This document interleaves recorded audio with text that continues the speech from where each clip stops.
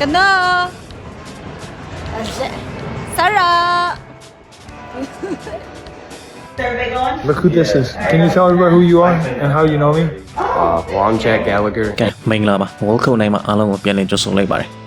ဒီနေ့ကတော့ update တဲ့တွေကိုပြန်လည်ပြောပြပြီးတော့မှာဖြစ်ပါတယ်အဲ့တော့အခုပဲ Joshua Band ကိုအားပေးဖို့အတွက်သူ့အမေနဲ့သူ့ညီမသူ့အမတို့က Las Vegas မြို့ကိုရောက်ရှိတော့ကြပြီဖြစ်ပါတယ်အဲ့တော့ဒီမိသားစု3ယောက်ကတော့အမြဲတမ်း Joshua Band ပွဲထိုးတိုင်းကွင်းတဲ့အထိလိုက်ပါဝန်းရံပေးတဲ့အားပေးကြတဲ့မိသားစုဝင်တွေဖြစ်ပါတယ်အရင်ပွဲမှာလည်းစိတ်လှုပ်ရှားစွာနဲ့ Joshua Band ကိုအားပေးခဲ့ကြတာဖြစ်ပါတယ်အဲ့တော့ Joshua Band ရဲ့ interview ကိုပြန်ကြည့်မယ်ဆိုရင်သူ့အမေအကြောင်းပြောထားပါတယ်ခင်ဗျအဲ့တော့သူပါပြောထားလဲဆိုရင်သူပွဲထိုးရမယ့်အချိန်မှာသူ့အမေလည်းအရင်စိတ်လှုပ်ရှားတာတွေ့ရတယ်တဲ့ဒါပေမဲ့ကျွန်တော်ပွဲကြည့်ရတာအမေပျော်ရွှင်ပုံလေးရပါတယ်ဆိုပြီးတော့ Joshua Band ကဖြေချဖူးပါတယ်တကယ်တော့သူ့အမေကသူ့ကိုအားပေးတယ်ဆိုတာထက်ပေါ့နော်အားပေးတာတော့အမှန်ပါပဲဒါပေမဲ့အားပေးတယ်ဆိုတာထက်သူ့တားကိုစိတ်မချလို့အမြဲတမ်းနောက်ကနေလိုက်ကြည့်တာဖြစ်နိုင်ပါတယ်အဲ့ဒါတော့မိဘအတိုင်းပဲဘာလို့သူ့အဖေလည်းမရှိတော့ဘူးဆိုတော့သူ့အမေကတော့သူ့တားပွဲထိုးတိုင်းအခုလိုပဲလိုက်ပါဝန်းရံကြည့်ရှုပေးနေတာဖြစ်ပါတယ်โอเคဒါတော့အကောင်းတဲ့အရာပါပဲမိသားစုဝင်တော့တယောက်ရှိပါသေးတယ်သူ့အမပေါ့နော်သူ့အမအလက်မပေါ့သူကတော့အလုပ်တစ်ဖက်နဲ့ဆိုတော့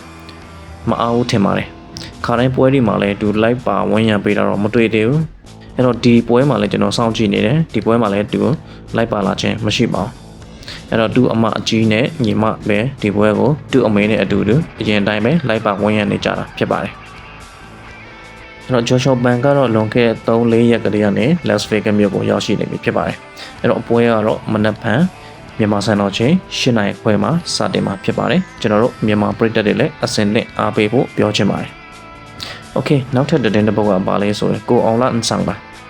ကိုအောင်လအန်ဆန်ကဒီနေ့မှာသူအရင်ကနေထိုင်ခဲ့တဲ့ Maryland ပြည်နယ်မှာရောက်ရှိနေပြီဖြစ်ပါတယ်အဲ့တော့ဒီနေ့သူတွေးတဲ့ fighter လူငယ်လေးကဘယ်သူဖြစ်မလဲဆိုရင်ဒီတစ်ယောက်ပါခင်ဗျဒီလူငယ်လေးကလွန်ခဲ့တဲ့16နှစ်မှာပေါ့နော်သူရဲ့အသက်က9နှစ်ပဲရှိသေးတယ်လို့ပြောပါတယ်အဲ့တော့အဲ့ဒီအချိန်မှာကိုအောင်လာကဒီကလေးတွေကို BJJ ပြီးတော့ MMA technique တွေသင်ကြားပေးခဲ့တာဖြစ်ပါတယ်အခုဒီကလေးကတော့အသက်20နှစ်ရှိနေပါပြီကြည့်လိုက်ကြပါဦး Look who this is. Can you tell everybody who you are and how you know me? Well, I'm Jack Gallagher, and I used to train with Agua when I was like 5 years old. 5 years old. Crazy, huh? Crazy, huh? Insane. He's a grown man now. Look at 21 that. years old now, Yeah. and getting back into it. Yeah, show me your So, bicep. Show me your muscle here. I got a lot on me right now. Crazy, huh? ပလာရီလည်းအကြီးကြီးကိုအောင်လာတော့လုံးဝဂုံယူလို့မဆုံးဖြစ်နေပါတယ်နော်အဲ့လည်းအန်အော်တာပေါ့နော်သူတပည့်ကိုအခုလိုမြင်ရတော့သူလည်းလုံးဝ surprise ဖြစ်သွားတဲ့ပုံစံပါပဲအဲ့တော့မနက်ဖြန်မှာကတော့တခြားဂျင်မှာသူက seminar ပို့ချမှာဖြစ်ပါတယ်အဲ့တော့ကလေးတွေပါမယ်လူကြီးတွေပါမယ်ပေါ့နော်ဒီ MMA အဓိကတော့ MMA နဲ့ပတ်သက်တဲ့ technique တွေသူ sharing လုပ်ပေးတော့မှာဖြစ်ပါတယ်အဲ့ဒါတော့ကိုအောင်လာရဲ့လက်ရှိအခြေအနေဖြစ်ပါတယ်โอเคအရင်နေ့ဒီမှာဒီ Brandon Rebel က Joshua Band ကိုအရင်ကြီးလေတိုက်တာတွေပါတိတ်မရှိဘူးသူပြောတဲ့ပုံစံကိုကျွန်တော်တခြားလေးနားထောင်ကြည့်တော့သူက Joshua Band ကို fighter ကောင်းတစ်ယောက်လိုလည်းချီးကျူးတယ်ဒါပေမဲ့ Joshua Band ရဲ့ ranking ကအခု30အောက်မှာဗျာပြောမှဆိုရင်အခုလက်ရှိအခြေအနေဆိုရင် ranking 7မှာရောက်ရှိသွားတာဖြစ်ပါတယ်အရင်က ranking 30ပေါ့နော်30ကနေ7ပြီးတော့အခု7ကိုပြန်ရောက်ရှိသွားပြီဖြစ်ပါတယ်အခုလက်ရှိအချိန်မှာတော့ Joshua Band က ranking 7ပါအဲ့တော့Brandon Rebel က ranking တက်ဗျာကျွန်တော်ပြောလဲပြောချင်စရာတော့ဖြစ်နေပါတယ် ranking အဲ့လောက်ထိကွာတာပေါ့နော်အဲ့ဒါကြောင့်လည်းဖြစ်နိုင်ပါတယ်သူကအရင်က interview မှာဖြေဖို့တယ်ကျွန်တော်က ranking 30နောက်ပိုင်းက fighter တွေနဲ့တစ်ခါမှမထိုးဘူးသေးဘူးတဲ့အဲ့လိုမျိုးဖွင့်ပြောလာတာပေါ့နော်ဒါပထမအောင်ဆုံးပါဆိုပြီးတော့ဖွင့်ပြောခဲ့ဖို့တော့ဖြစ်ပါတယ်သူ့ရဲ့ပုံစံကိုကြည့်ရင်တော့နည်းနည်း short တွက်တဲ့အနေထားပေါ့နော်ဟုတ်လဲဟုတ်ပါတယ်သူက ranking တက်ဆိုတော့ပြောလဲပြောတင်ပါတယ်အဲ့တော့အရင် interview တွေမှာတော့သူကတော့ခဏခဏပြောတယ်အဲ့ဒါပါလဲဆိုရင်ဒီပွဲကိုအနိုင်ယူမလို့လည်းမပြောဒီပွဲကိုအကောင်းဆုံးကစားပြီးတော့ bonus ယူမယ် bonus ဆိုပဲအမြဲတမ်းပြောနေတာကျွန်တော်တို့တွေ့ခဲ့ရပါတယ်အဲ့တော့ဒီမနေ့မှာတော့ပွဲထိုးမဲ့အချိန်လေးရောက်ပြီဆိုတော့သူပါပြောလာလဲဆိုရင်သူ့ရဲ့လူမှုကွန်ရက်စာမျက်နှာပေါ်ကသစင်ပေါ့နော်ဘဝဆိုတာတဲ့အကျန်းတန်းတဲ့တိုက်ပွဲပါပဲရွေးစရာလမ်းမရှိဘူးရဲရင်စွာကြော်ဖြတ်ပြီးတော့လှုပ်တင်တာလှုပ်ရမှာပါပဲအခုလိုဝိတ်ချနိုင်အောင်ကိုညီပေးခဲ့တဲ့မိတ်ဆွေတွေအားလုံးကိုကျေးဇူးတင်ပါတယ် အခုတော့ကျွန်တော်ဘာကောင်လေးဆိုတာကဘာကိုချပြတော့မဲ့အချိန်ရောက်ရှိလို့လာပါပြီ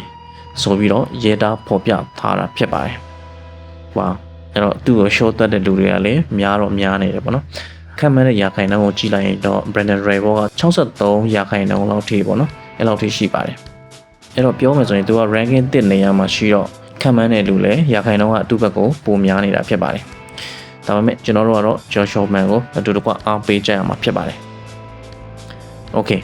အဲ့ဒါတော့ဒီ Brandon Royval ရဲ့ရေးသားချက်ကိုကျွန်တော်ပြောပြပေးတော့ဖြစ်ပါတယ်။နောက်တစ်ခုကြံပါသေးတယ်။အဲ့ဒါပါလဲဆိုရင်မနေ့ညပွဲမှာရှုံးနေတော့တဲ့ဆန်အားတည့်ရဲ့ဒီရင်တွင်းဖြစ်စကားပေါ့နော်။အဲ့တော့သူကမနေ့ညကစားသွားတဲ့ပုံစံသူ့ဘက်ကအရင်တိုက်စစ်ဆင်နိုင်တဲ့ပုံစံမရှိဘူးဗျ။ပထမအချီဒုတိယအချီမှာသူဒီရှုံးနေပြီဆိုတာသူတိတဲ့နောက်ပိုင်းတတိယအချီမှာပေါ့နော်။သူ့ဘက်ကတိုက်စစ်ဆင်ပြီးတော့ဖွင့်ပြီးကစားလာတာတွေ့ရတယ်။ပွဲရလက်ကိုပို့ပြီးတော့တိတာထင်ရှားစေတာလည်းအဲ့ဒီတတိယအချီမှာပဲသူနောက်တော့2ကြိမ်တော့ပေးလိုက်ရတယ်အမှတ်စဉ်ရီခံလိုက်ရတဲ့အထိဖြစ်သွားတာပေါ့နော်အဲ့တော့ဘေးရောက်ဖတ်မှလည်းသူ့ကိုမကယ်နိုင်ဘူးဖြစ်သွားပါတယ်အခုဘေးမှာတွေ့တဲ့အတိုင်းပဲသူ့ရဲ့အကူ2ယောက်နဲ့ရောက်ဖရင် rock ထာကဘေးနားမှာဝင်းရနေတာတွေ့ရပါတယ်ဘယ်လိုပဲညွှန်ကြားနေပါစေအစင်တော့ပြေတော့ဘူးပေါ့နော်အဲ့တော့မင်းညပွဲအပေါ်မှာသူပါရီပြန်ရေးလာလဲဆိုရင်သူ့ရဲ့လူမှုကွန်ရက်စာမျက်နှာပေါ်တစ်ဆင့်အခုလိုရေးသားလာတာဖြစ်ပါတယ်မနေ့ကကျွန်တော်အရှုံးရလက်နဲ့ရင်ဆိုင်ခဲ့ရပါတယ်။ပွဲကစားတိုင်းအရှုံးအနိုင်ရလက်ထက်ပိုပြီးတော့တန်ဖိုးရှိတဲ့အရာတွေကိုကျွန်တော်ရရှိခဲ့ပါတယ်။ကျွန်တော်ပြိုင်ဘက်အတွက်လည်းဂုဏ်ယူပါတယ်။သူကဒီပွဲအတွက်တတိချာချာပြင်ဆင်လာခဲ့တာတွေ့ရပါတယ်။တကယ်လည်းတန်မာတဲ့သူပါ။ဒီနိုင်ပွဲကသူ့အတွက်ထိုက်တန်ပါတယ်။ကျွန်တော်ဘာမှချမပြခဲ့နိုင်တဲ့အတွက်ဘယ်သူမှအပြစ်မတင်ပါဘူး။ကျွန်တော်ကိုယ်တိုင်ပဲလိုအပ်ချက်ရှိတယ်လို့ခံယူထားပါတယ်ဒီလိုအပ်ချက်တွေကိုအကောင်းဆုံးပြင်ဆင်ပြီးပုံမတန်မာတဲ့အနေအထားနဲ့ပြန်လာခဲ့ပါမယ်ကျွန်တော်အမိသားစုဝင်အားလုံးနဲ့နီးပြအားလုံးအမြဲတမ်းကျွန်တော်ကိုအားပေးကူညီတဲ့ပရိသတ်အားလုံးကိုကျေးဇူးတင်ပါတယ်ဒီပွဲရလက်ကြောင့်ကျွန်တော်ရဲ့ပန်းတိုင်ကဒီမှာပဲပြီးဆုံးသွားမှာမဟုတ်ပါဘူးရီမန်းချက်ကအရင်လိုပါပဲဆက်ပြီးစ조사သွားအောင်ပါအားလုံးကိုကျေးဇူးတင်ပါတယ်ဆိုပြီးတော့ရေသားဖော်ပြသွားတာဖြစ်ပါတယ်အဲ့တော့မင်းကပွဲကိုချီကျူးရမှာကဆူဘလက်ပေါ့နော်ဆူဘလက်ကအမြဲတမ်းအမောက်သိပ်ခံနေရတယ်ဗျဒီမွေထိုင်းပွဲစဉ်တွေမှာကျွန်တော်တို့လည်းအရင်ကြီးမထင်ထားဘူးပေါ့ဗျာပြောမှဆိုရင်အားလုံးကလည်း short တွက်ထားတဲ့ပုံစံမျိုးပေါ့ဒါပေမဲ့နောက်ပြန်ကစ်ချက်တွေတခါမှလည်းမတွေ့ဘူးပေါ့သူအဲ့လိုမျိုးကစားလာတမလားလုံးဝကိုလျှို့ဝှက်ပြီးတော့ဒီတိုက်ကွက်နဲ့တိုက်စစ်ဆင်မယ်ဆိုပြီးတော့ဒီပွဲကိုတိတ်တိတ်ချာချာပြင်ဆင်ခဲ့တယ်ဆိုတာတိတာထင်ရှားလုံးပါတယ်အဲ့တော့ကျွန်တော်တို့တော့မကပါဘူးဒီထိုင်းနိုင်ငံမှာရှိတဲ့တင်ဆက်သူတွေအားလုံးပြီးတော့ပွဲစီစဉ်ပေးတဲ့လူတွေအားလုံးပေါ့နော်သူတို့ကလည်းဒီပွဲကိုအပိုင်းတွက်တဲ့ပုံစံမျိုးနဲ့ဒီဆိုင်ရန်တစ်ဘက်ပို့ပြီးတော့အလေးပေးပြီးတော့စီစဉ်ပေးတဲ့ပွဲစဉ်ဖြစ်ပါတယ်အဲ့တော့အထင်မှမထားမဲ့အခုလိုရလက်ထွက်ပေါ်လာတာကတကယ်ကိုဂုဏ်ယူစရာဖြစ်ပါတယ်ထိုင်းတဲ့နေ့မှာဖတ်လိုက်ရတာကတော့အခုတော့တနိုင်ငံလုံးဆူဘလက်ကြောင့်အန်အောနေခဲ့ကြရပြီဆိုပြီးတော့ရေးသားဖော်ပြထားတာတွေ့ရပါတယ်ဟုတ်ပါတယ်တကယ်ကိုအန်အောပိုကောင်းပါတယ်နော်အမြဲတမ်းရှုံးနေတဲ့ဖိုက်တာတယောက်ကအကောင်းဆုံးအခြေအနေနဲ့ပြန်လာနိုင်တာဆိုတာတော့တကယ်ကိုဝမ်းသာစရာပါဂုဏ်ယူပါတယ်โอเคအဲ့ဆိုရင်နောက်ဗီဒီယိုမှာပြန်ဆောင်မယ်အားလုံးကိုကျေးဇူးတင်ပါတယ်